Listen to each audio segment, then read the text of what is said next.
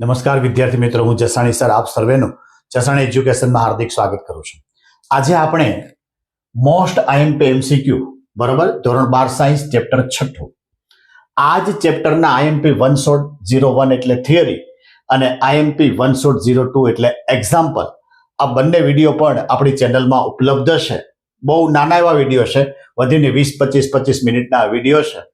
થિયરીનો video જુઓ એટલે તમારી થિયરી બોર્ડની અંદર જે રીતે લખવાની હોય એ જ શબ્દોમાં અને એ જ રીતે આપેલી છે તો એનું રિવિઝન થઈ જાય. ને એવી જ રીતે મોસ્ટ આઈએમપી એક્ઝામ્પલ, જે એક્ઝામ્પલ આપણને લાગે કે બોર્ડમાં પૂછાઈ શકે એવા એક્ઝામ્પલનો વિડીયો પણ આપણી ચેનલમાં ઉપલબ્ધ છે. આ બેની સફળતા અને 1 થી 5 ચેપ્ટરના મોસ્ટ આઈએમપી એમસીક્યુની સફળતા થઈ આપણને સારો સહકાર મળ્યો છે. એટલે આપણને એમ થયું ચેપ્ટર 6, 7, 8 આમાં પણ આપણે મોસ્ટ આઈએમપી એમસીક્યુ આપવા જોઈએ. એટલે આ ચેપ્ટરના જે એમસીક્યુ છે એ વધીને આપણે 8 થી 10 લેવા છે. બોર્ડની અંદર એમ કહેવાય કે આ ચેપ્ટરમાં 5 એમસીક્યુ પૂછે છે, પણ આપણે એક સૂત્રના એક એમસીક્યુ લઈએ કે એ સૂત્ર ઉપર એમ કહેવાય કે બીજા ઘણા બધા એમસીક્યુ તમે આરામથી સોલ્વ કરી શકો. એના માટે પહેલો જે એમસીક્યુ લીધો છે એ એક ગુચડા સાથે સંકળાયેલું ચુંબકીય ફ્લક્સ અહીં વિધેયના સ્વરૂપમાં આપ્યું છે. એટલે આપણે લીધું કે flux is equal to 2t² + 2t + 1 wave. ગુચડાનો અવરોધ 10 ઓહમ હોય તો 2 સેકન્ડના સમયે ગુચડામાંથી પસાર થતો પ્રવાહ. હવે મારે પ્રવાહ શોધવો હોય તો એપ્સિલોનના છેદમાં r, પહેલા મારે ઈએમએફ શોધવું પડે, v શોધવો પડે. તો આ જે ફ્લક્સ છે એનું t ની સાપેક્ષ જો વિકલન કરું તો મને એપ્સિલોન મળે. હવે વિકલનની અંદર યાદ રાખવાનું કે અહીંયા 2t² એટલે 2 ક્યાં આવે આગળ, ઘાતમાં શું થાય, ઘટાડો. એટલે આ 2 તો હતા જ, આ 2 ઘાતના આગળ આવ્યા, ઘાતમાં ઘટાડો એટલે 1 ઘાત થઈ, વત્તા અહીંની ઉપર 1 ઘાત છે કે t એકલો છે એટલે એ નીકળી જાય, ખાલી 2 વધે અને ત્રીજું પદમાં t નથી એટલે 0. તો આપણો આનું વિકલન થયું 4t + 2. અહીંયા 2 સેકન્ડ માટે એવો શબ્દ કીધો છે એટલે અહીંયા 2 મૂકો તો 4 × 2 એટલે 8 + 2 માટે કેટલો ઈએમએફ થયો, 10. મારે I શોધવો છે તો I બરાબર એપ્સિલોનના છેદમાં r માટે 10/10 માટે કેટલો આન્સર મળ્યો, 1 એમ્પિયર મળ્યો. માટે આપણો આન્સર આવે A. આવો જ બીજો એમસીક્યુ છે, એ પણ બહુ સરસ મજાનો છે કે 200 આટા ધરાવતું એક પેડલ છે, 0.1 મીટર સ્ક્વેર ક્ષેત્રફળ ધરાવે છે. આ ગુચડું અડધા પ્રતિ સેકન્ડ થી ભ્રમણ કરે છે. હવે આ વાક્ય ખાસ એના માટે એમસીક્યુ લેવો પડ્યો.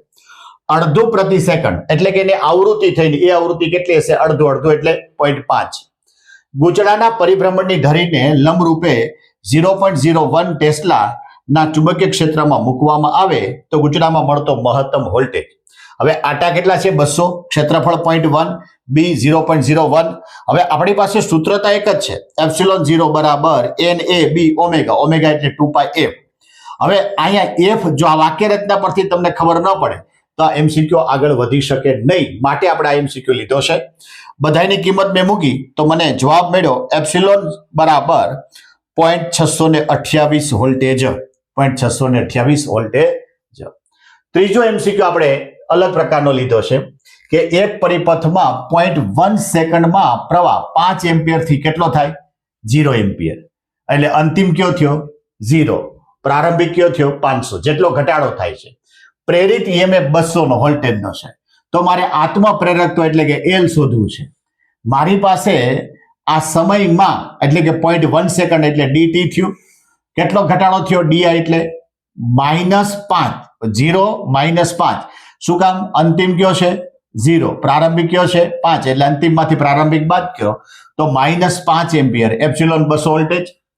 Epsilon is equal two -L di/dt. હવે એપ્સિલોન ની કિંમત મેં 200 મૂકી, L મારે જોઈ છે, di એટલે -5, dt એટલે 0.1, માઇનસ માઇનસ પ્લસ થઈ ગયા, L ને મેં કરતા બનાવ્યો એટલે 200 × 0.1/5 માટે આપણો આન્સર આવ્યો 4 હેનરી, કહેતા 4 હેનરી અહીંયા ડી આન્સર છે. આના પરથી પણ બીજા ઘણા બધા પ્રકારના પ્રશ્નો પૂછી શકે કે એપ્સિલોન શોધવાનો પણ પૂછી શકે. આ ખાસ એટલા માટે કે અહીંયા આને dt કહેવાય, આ જે ઘટાડો છે એને di કહેવાય, એટલા માટે આ એમસીક્યુ લેવાનો થયો. ચોથો, 50 સેન્ટીમીટર લંબાઈનો એક સુવાહક તાર 0.2 ટેસ્લાના સમાન ચુંબકીય ક્ષેત્રને લંબરૂપે 10 મીટર પર સેકન્ડના અચળ વેગથી ગતિ કરે તો બે છેડા વચ્ચે પ્રેરિત ઈએમએફ. બહુ ઈઝી સૂત્ર છે. એપ્સિલોન બરાબર BLV, b એટલે 0.2, L એટલે 5 સેન્ટીમીટર એટલે 50 × 10⁻², અને આ વેગ કેટલો છે 10, માટે બધાની કેલ્ક્યુલેશન કરતા એક વોલ્ટેજ આવે. જો હજી પાંચમો એમસીક્યુ આપણે એવો લીધો છે કે જેમાં 2 મીટરની ત્રિજ્યાની વર્તુળાકાર તકતીને નિયમિત ચુંબકીય ક્ષેત્રમાં મૂકેલી છે. આ ચુંબકીય ક્ષેત્ર 60 ડિગ્રીના કોણે બનાવે છે તકતીની અક્ષ. આ ચુંબકીય ક્ષેત્રનું મૂલ્ય 1/π વેબ પર મીટર હોય તો સંકળાયેલું ફ્લક્સ એટલે ફ્લક્સનું સૂત્રમાં ઉપયોગી થાય. બી એ કોસ થીટા, એ એટલે પાઈ આર સ્ક્વેર કોસ 60. હવે 1/π એ આમાં આપી દીધો આ બી, પાઈ આર સ્ક્વેર, આર ની કિંમત 0.2, કોસ 60 એટલે 1/2, અહીંથી પાઈ ઉડી ગયા એટલે આપણી પાસે જવાબ મળ્યો 0.02 વેબ. 0.02 વેબ એટલે આપણો આન્સર આવે સી. બીજો 6થા નંબર ઉપર એમસીક્યુ આપણે લીધો. 2 મીટર લંબાઈ ધરાવતો વાહક સળિયો તેની લંબાઈ અને ચુંબકીય ક્ષેત્ર બંનેને લંબરૂપે 1 મીટર પર સેકન્ડની ઝડપથી ગતિ કરે છે. સળિયા સાથે જોડાયેલ પરિપથનો અવરોધ કેટલો છે? 6 ઓહમ. ક્ષેત્ર કેટલું છે? 0.5 ટેસ્લા. જો મારે કેટલું કાર્ય કરવાનો દર હોય, કાર્ય કરવાનો દર એટલે પાવર, એટલે અહીંયા ઘણી વખત પાવર શબ્દ પણ વાપર્યો હોય એટલે આ શબ્દ જુદો પડ્યો એટલે આપણે એમસીક્યુ લીધો કે આ મેગ્નેટિક પાવર બરાબર એફ વી. એફ એટલે B²L² V upon R into V, માટે સૂત્ર બની ગયું B²L², અહીંયા આવી જાય V² અપોન R. 0.5 નો વર્ગ, 2 લંબાઈનો વર્ગ, 1 વેગનો વર્ગ અને છેદમાં 6, માટે 1/6 હોટ આવો મેગ્નેટિક પાવર આપણને મળી શકે. 7મો એમસીક્યુ લીધો છે આપણે કે ભાઈ કેરેટ વાળો, એટલે 11મા ધોરણનું આપણે ફરી વખત અદિશ સદિશ યાદ કરી લઈએ. એક વિસ્તારમાં પ્રવર્તું ચુંબકીય ક્ષેત્ર 40 I caret minus 18 K caret G એટલે ગોસ રજૂ કરી શકાય.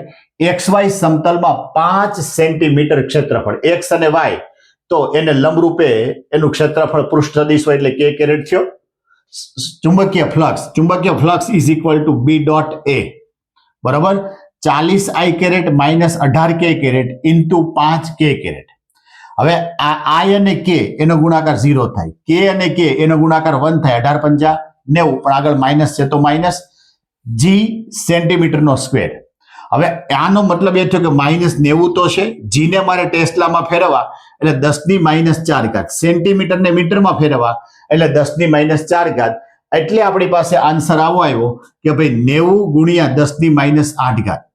મારે જો એમાં 900 કરવા હોય તો -900 × 10⁻9, માટે 900 - 900 નેનો વેબ બરોબર, એટલે આપણો આન્સર એ આવી શકે. આમાં ખાસ એ ધ્યાન રાખવાનું કે આવી રીતનું જો હોય તો XY સમતલ, આ XY સમતલ તો આ પૃષ્ઠ એને લંબ થયો એટલે X અને Y તો પૃષ્ઠ Z તરફ જાય, માટે એમાં K કેરેટ મૂક્યો છે. બીજું આ G ની જે વેલ્યુ છે એ 10⁻⁴ થાય, એના માટે પણ આપણને કામ લાગે. 8મો એમસીક્યુ 2 હેનરી આત્મપ્રેરક ધરાવતા ગુચરામાં પ્રવાહ 2 sin t² અનુસાર બદલાય. જે સમય દરમિયાન પ્રવાહ 0 થી શરૂ કરી 2 એમ્પિયર બને તે દરમિયાન વપરાતી ઉર્જા. હવે અહીંયા I કેટલો લીધો? 2 એમ્પિયર, કારણ કે અહીંયા આ મહત્તમ થયો અને અહીંયા પણ 2 એમ્પિયર બને છે. L 2 હેનરી, માટે ઉર્જાનું સૂત્ર છે 1/2 Li² બરાબર 1/2 × 2 × 2 નો વર્ગ એટલે 4, માટે આપણને ઉર્જા કેટલી મળી? 4 જૂલ જેટલી ઉર્જા મળી છે. હવે અહીંયા જોવો જે આવા બધા સૂત્ર આવશે. આ 1/2 mv² આવું એક સૂત્ર આવ્યું, 1/2 kx² આવું એક સૂત્ર આવ્યું, 1/2 cv² આવું સૂત્ર આવ્યું, 1/2 li² આવું સૂત્ર આવ્યું. બરાબર છે. આ બધા સૂત્ર એમ કહેવાય કે ઉર્જા માટેના છે. જોજી 9મો એમસીક્યુ એ શ્રેણી અને સમાંતરનો ખ્યાલ આવે એટલે આપણે લીધો છે. નીચેની આકૃતિમાં દર્શાવેલ પરિપથનું સમતુલ્ય આત્મપ્રેરક. હવે આકૃતિમાં L1 L2 L3 આ બતાવ્યા છે. હવે પહેલા મારે સોલ્યુશન કરવાનું છે L2 અને L3. આ જે ભાગ છે એ શ્રેણીમાં જોડ્યો છે. L2 અને L3 શ્રેણીમાં હોય તો બેનો સરવાળો થાય 2 + 2, માટે કેટલું થયું? 4 થયું. હવે આ બની ગયું આપણું L'. તો હવે જુઓ જે L1 અને L' સમાંતરમાં છે. સમાંતરમાં હોય તો 1/L = 1/L1 + 1/L', માટે 1/2 + 1/4, માટે લસા કેટલો આવે? 4, માટે 2 ને 1 3 માટે 3/4 માટે L બરાબર 4/3.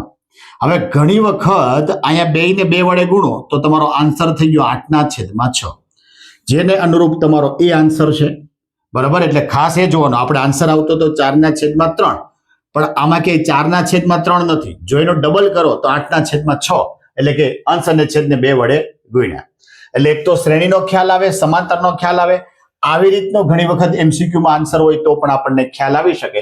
એટલા માટે આ 9મો એમસીક્યુ આપણને ફાયદાકારક થશે.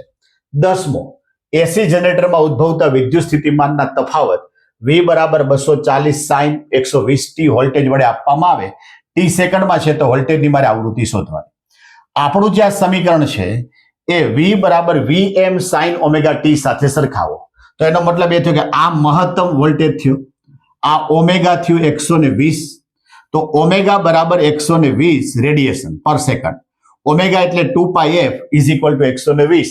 એફ ને જો ઓબ્જેક્ટ કરતા બનાવું તો 120/2π માટે 120/2 ગુણ્યા 3.14 માટે આપણો આન્સર આવે 19 હર્ટ્ઝ કહેતા 1.